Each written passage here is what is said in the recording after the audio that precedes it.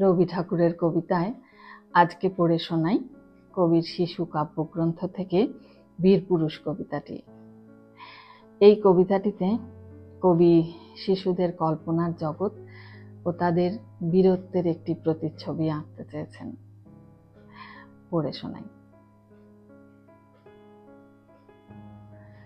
মনে করো যেন বিদেশ ঘুরে মাকে নিয়ে যাচ্ছি অনেক দূরে। তুমি যাচ্ছ পালকিতে মা চড়ে, দরজা দুটো একটুকু ফাঁক করে। আমি যাচ্ছি রাঙা ঘোড়ার পরে, টগবগিয়ে তোমার পাশে পাশে।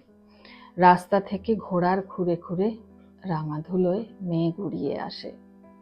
সন্ধে হলো, সূর্য নামে পাটে, এলেম যেন জোড়া দিঘির মাঠে। ধুধু করে যেদিক পানে যাই, কোনোখানে জনমানব নাই। তুমি যেন আপন মনে তাই ভয় পেয়েছ, ভাবছ এলেম কোথা।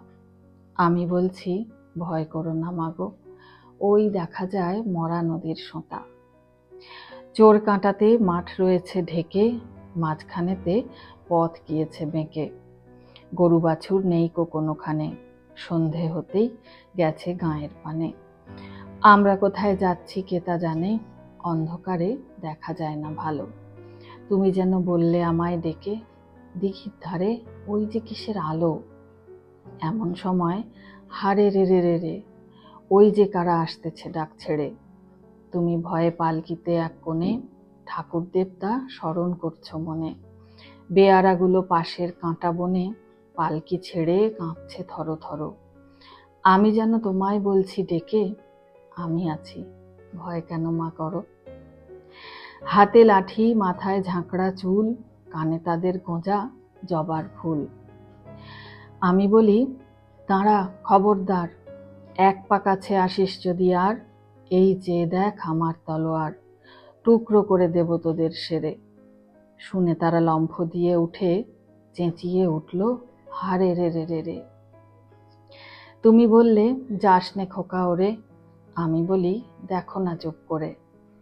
ছুটিয়ে ঘোড়া গেলেম তাদের মাঝে, ঢাল তলোয়ার ঝনঝনিয়ে বাজে। কি ভয়ানক লড়াই হলো মাঝে, শুনে তোমার গায়ে দেবে কাঁটা। কত লোক যে পালিয়ে গেল ভয়ে, কত লোকের মাথা পড়ল কাটা। এত লোকের সঙ্গে লড়াই করে ভাবছো খোকা গেলই বুঝি মরে। আমি তখন রক্ত মেখে ঘেমে বলছি এসে লড়াই গেছে থেমে। তুমি শুনে পালকি থেকে নেমে চুমো খেয়ে নিচ্ছ